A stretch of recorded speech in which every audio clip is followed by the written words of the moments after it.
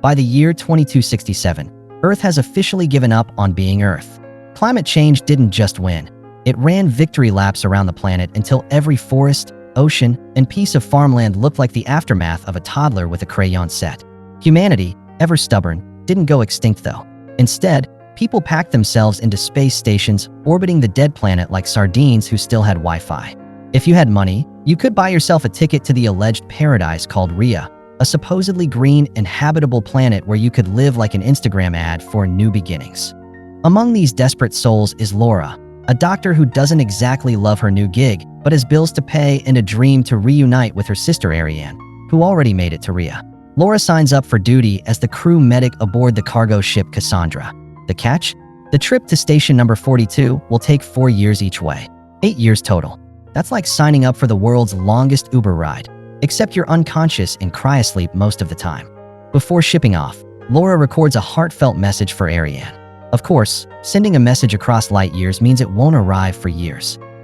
There's Captain LaCroix, who radiates authority, but also the vibe of someone who's one bad day away from stress eating the emergency rations. First Officer Lindbergh, who gives off serious. Yoshida, the system administrator, who practically speaks in code. Prokop and Vespucci, the resident mechanic/muscle, who look like the kind of guys you wouldn't trust with your car, but are somehow trusted with interstellar engines. Oh, and there's Decker, the assigned Sky Marshal. He's basically the ship's mall cop with a gun, assigned because space lately has been less Star Trek and more Mad Max. Turns out, there's a terrorist group out there called the Machine Strikers, led by a man named Bruckner, who absolutely hates the idea of humans living in machines. His method of protest is bombing space stations. With introductions out of the way, everyone climbs into their cryopods and goes night-night for 3 years. If you enjoyed this recap, don't forget to like, comment, and subscribe for more stories like this. Things are calm until Laura's shift arrives. When she wakes up, she finds a message from Ariane. Her sister, miles away on supposed Paradise Rhea, is worried about the recent terrorist attacks. Laura responds back, pretending not to panic, then distracts herself by building a routine. She exercises, reads, checks the ship's vitals, and probably invents new ways to argue with herself. But peace doesn't last. One day, Laura hears strange noises echoing inside the ship. No, these are heavy bangs. She follows the sounds to the cargo bay, where something is pounding against the doors. She's about 2 seconds away from having a heart attack when, bam, she bumps into Decker, the Sky Marshal, who's apparently been woken up automatically because someone accessed the forbidden cargo bay. Laura's panic reaches maximum, so they wake Captain LaCroix because protocol says wake the boss whenever things get spooky. The three of them investigate and find astronaut suits dumped on the floor like laundry in a teenager's room. LaCroix tries to blame air pressure, but the system logs scream otherwise. There have been multiple illegal entries on Laura's shift. Not great for her resume. The trio suits up, opens the gate to the containment area, and wedges it with a plate so it won't close. They split up to search for answers. Laura climbs up to a dangerous catwalk, only to see Captain LaCroix fall like a sack of potatoes. Decker and Laura rush to help, but while Decker carries him, the gate starts bending the metal plate and closing. The two barely escape, but LaCroix doesn't make it. CPR? Useless. The captain is gone. With a dead captain, the situation is officially an emergency. Protocol demands the rest of the crew wake up. Lindbergh takes over as captain because nothing screams bad idea like promoting the coldest, most suspicious crew member. She immediately assigns tasks. Yoshida dives into system logs. Laura performs LaCroix's autopsy, and the two mechanics attempt to fix the sabotaged gate. Laura confirms LaCroix died from the fall, but also finds a surprise. His eye is a cybernetic implant. Hooking it up to the ship's system, Laura and Decker replay his final moments. What they see shocks them. LaCroix had discovered a container with a biohazard label, which makes zero sense since the cargo is supposed to be construction materials. Meanwhile, the mechanics confirm the gate was sabotaged, not broken by accident. Curiosity leads Laura and Decker back into the cargo bay.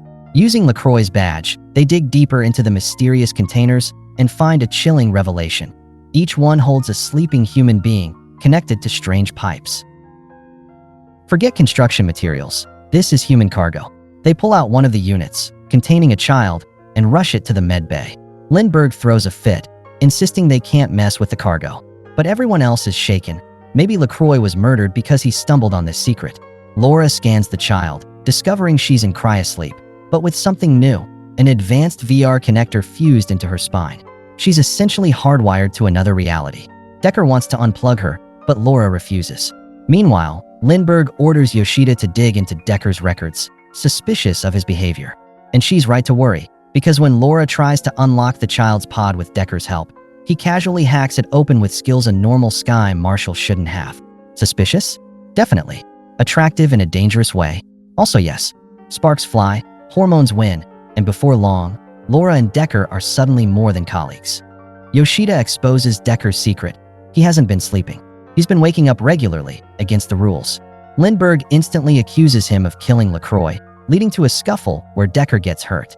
Laura tends to his wounds, and Decker drops a truth bomb. They aren't going to station number 42 at all. They're headed directly to Rhea.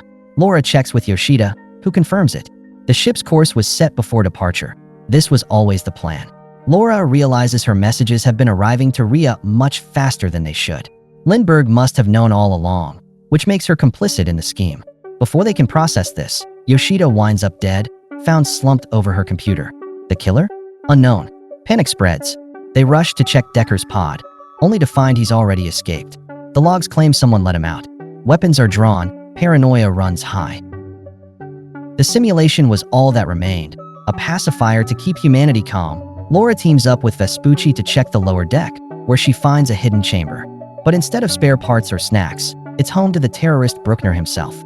In the struggle, Laura shoots him dead. His belongings reveal shocking evidence. The machine strikers aren't lunatics after all. They're actually restoring Earth with greenhouses and water purification. Humanity doesn't need to escape to Rhea. They could fix Earth instead. Among Bruckner's things is proof Decker has ties to the group. When Laura confronts him, Decker finally admits the truth. Rhea is fake. It's not a planet. It's a massive simulation, powered by human minds trapped in those pods. The government built the lie because if people found out Earth was bouncing back, the whole system would collapse. Rhea was never salvation. It was escapism, running on stolen lives. This truth detonates the crew's fragile unity. Lindbergh reveals her cards too. She already knew. Rhea as a planet failed. The simulation was all that remained, a pacifier to keep humanity calm while waiting for a new terraforming project. She's not about to let Laura ruin the illusion. Lindbergh ties Laura up and plans to frame both her and Decker for LaCroix's death. Meanwhile, Vespucci and Prokop, tired of reality, betray the group. They want in on the simulation. Life inside a beautiful lie is better than life on a failing spaceship, at least in their minds. They begin plotting their own connection into Rhea. But Laura, stubborn as ever, manages to free herself and secretly awakens the little girl from the pod. She and Decker agree on one desperate plan. When they reach station number 42, the hub for the simulation, they'll expose the truth to Earth. Laura will connect to Rhea herself, send a message through the system. Then they'll destroy the antenna that keeps the illusion alive. Tension builds as they near their destination. Decker suits up for a dangerous spacewalk to plant explosives on the station's antenna. Laura tries to help, but her suit malfunctions, and only Decker's quick grab saves her from drifting into the void. Laura connects to Rhea and is stunned by what she sees. A breathtaking paradise, forests lush and green, air pure, rivers sparkling. In a cozy home, she finds Ariane and her children. Tears fall as Laura realizes her sister is trapped in the lie. Laura records her message to Earth, spilling every secret she's learned. But there's no happy ending here. Time is running out. Decker gives Laura his jetpack fuel, sacrificing himself so she can return to the ship with the child, the only living proof of the truth.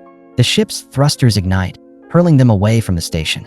Decker drifts off into the darkness of space, disappearing forever as the antenna explodes behind him. Laura, heartbroken but determined, climbs back aboard the ship. Lindbergh, somehow still alive and kicking, attacks. Their brutal fight ends with Laura blasting Lindbergh into the void of space, ejected through an airlock like yesterday's trash. With her enemy gone, Laura finally locates the little girl, alive and calm, eating her meal as if nothing ever happened. Together, they settle into a new grim routine. The journey back to Earth is long, but Laura's message races ahead, spreading across the surviving stations. Humanity will learn the truth, that Earth is not dead, that Rhea is a lie, and that hope doesn't come from simulations, but from reclaiming their real home. If you enjoyed this recap, don't forget to like, comment, and subscribe for more stories like this.